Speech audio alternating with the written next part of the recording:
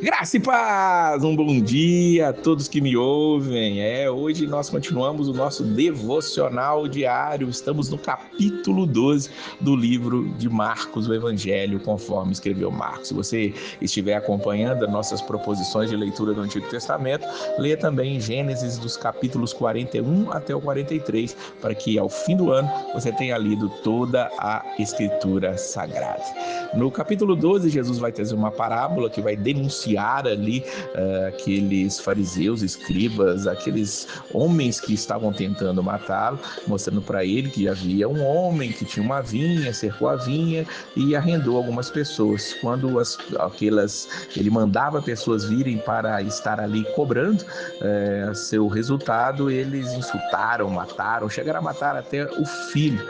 E eles entenderam essa parábola, tanto que no versículo número 12 diz para nós que procuravam prendê-lo, mas temiam o povo, porque compreenderam que contra eles proferiram aquela parábola e estão desistindo, retiraram-se. Veja que as parábolas eram para que eles não entendessem, não se convertessem, não fossem perdoados, como Jesus diz mesmo aqui no livro de Marcos, mas essa eles entenderam muito bem e a partir daí eles estavam continuando e aceleraram o processo para tentar pegar Jesus. Por isso, eles começaram uma ofensiva maior. Veja que no versículo 13, eles vão enviar ali fariseus e herodianos para apanhar Jesus em alguma palavra. Eles chegavam sempre de uma maneira bem dissimulada. Mestre, diz o versículo 14, e eles perguntaram, é lícito pagar tributo a César ou não? Devemos ou não devemos pagar? Jesus, ele de maneira bem especial pede ali, me dá aqui um denário, que era a moeda daquela época, e ele faz uma pergunta de volta para aqueles que vieram lhe perguntar, de quem é essa efígie e a inscrição? E eles responderam, César. Então, dá a César o que é de César e a Deus o que é de Deus, e muitos se admiraram dele.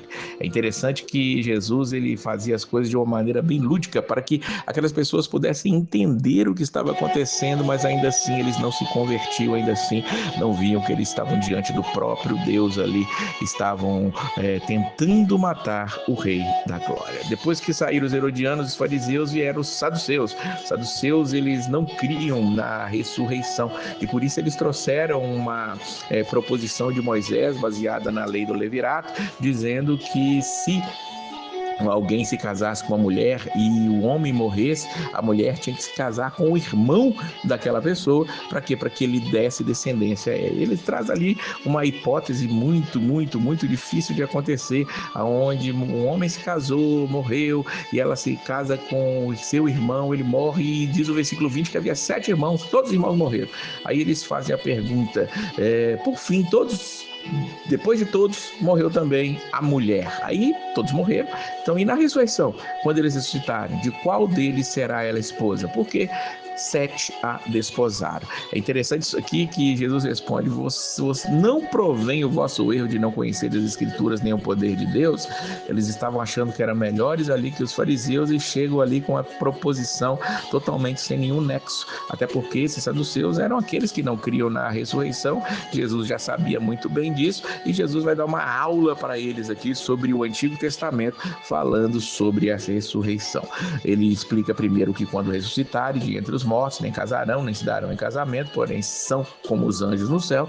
E depois ele diz, quanto à ressurreição dos mortos, não tendes lido no livro de Moisés, esse mesmo que vocês citaram agora, no trecho referente à sarça, como Deus lhe falou, eu sou o Deus de Abraão, de Isaac e de Jacó. Ora, ele é Deus de mortos, sim, de vivos. Ele não é Deus de mortos, e sim de vivos, laborais em grande erro. Veja que aqueles saduceus tiveram que sair dali repensando a sua doutrina. Depois disso, no versículo 28, vamos ver agora os escribas.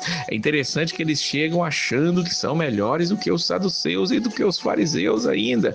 Chegando dos escribas, tendo ouvido a discussão entre eles, vendo como Jesus lhe houvera respondido bem, perguntou-lhe, qual é o principal de todos os mandamentos? Ele veio achando que conseguiria pegar Jesus. Eles não conseguiram, então agora eu vou conseguir. E Jesus responde ali de uma maneira muito sábia. Ele resume o decálogo, os 10 mandamentos mandamentos ali diante dos olhos daquele homem, versículo 30 e 31.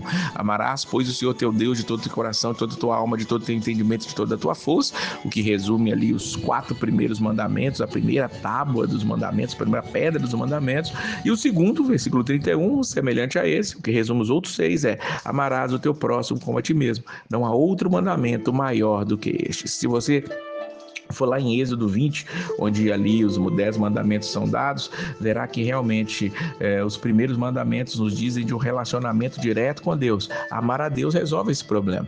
E os outros mandamentos nos dizem das nossas relações com os homens. E se amar ao próximo resolve este mandamento. Então, estes mandamentos. Então, que a resposta de Jesus ali deixou aquele homem ali pasmo, deixou aquele homem ali admirado. E, como diz aqui o versículo 34, já ninguém mais ousava interrogá-lo por causa da sabedoria de Jesus. No finalzinho do capítulo, versículo 41, nós vamos ver Jesus estava ali no templo, de frente ao gasofilácio, e ele via o povo ali lançando dinheiro, e muitos ricos depositavam grandes quantias, mas veio, porém, uma viúva pobre. Ela depositou 2 pequenas moedas, que correspondem a um quadrante, menos que um denário, muito menos, vamos ser os nossos centavos hoje em dia. E ele chama os discípulos e diz: em verdade vos digo que essa viúva pobre depositou no gasofilácio mais do que fizeram todos os ofertantes. E aquelas pessoas ficaram ali pensando, os discípulos ficaram pensando, eles viram ali os ricos trazendo grandes ofertas, aquela mulher colocou apenas 2 moedinhas, eles talvez pensaram que Jesus não entendesse de economia ou de matemática, mas Jesus explica no último versículo do capítulo 12, todos ofertaram do que lhes sobrava, ela, porém, da sua pobreza deu tudo quanto possuía, todo o seu sustento. Aquela mulher sabia que estava ofertando a Deus naquele momento e deu tudo o que tinha.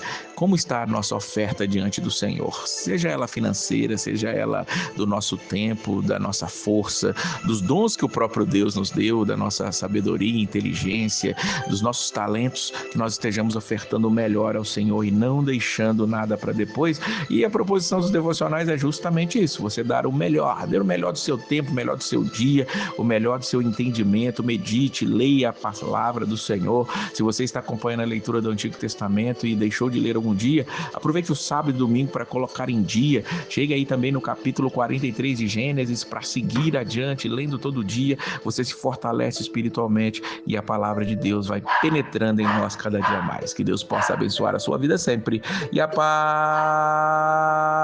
do Senhor.